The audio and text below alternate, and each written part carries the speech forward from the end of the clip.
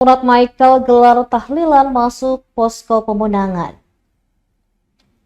Posko pemenangan pasangan calon gubernur Maluku dan wakil gubernur Maluku nomor urut 2 Murat Ismail dan Michael Watimena resmi dibuka pada Kamis 10 Oktober 2024 malam. Prosesi peresmian berlangsung syahdu di posko 2M yang berlokasi di Jalan Ayam Sangaji, Kelurahan Honipopu, Kecamatan Srimau, Kota Ambon. Acara dimulai dengan pembacaan doa dan dilanjutkan dengan ramah tamah. Dihadiri sejumlah tokoh politik dari partai pengusung, partai pendukung, serta relawan. Ketua 4 tim pemenangan kampanye Koalisi Maluku Maju, Ramli Masuki, mengungkapkan acara ini merupakan perwujudan sebagai orang beriman dan beragama dalam perjuangan besar memenangkan Pilkada Maluku.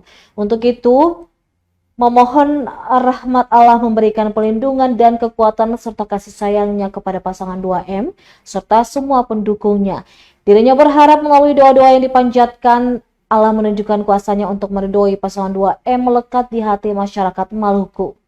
Sebab itu dikatakan bahwa rumah atau posko pemenangan ini merupakan milik bersama masyarakat Maluku. Download Tribun X sekarang, menghadirkan lokal menjadi Indonesia.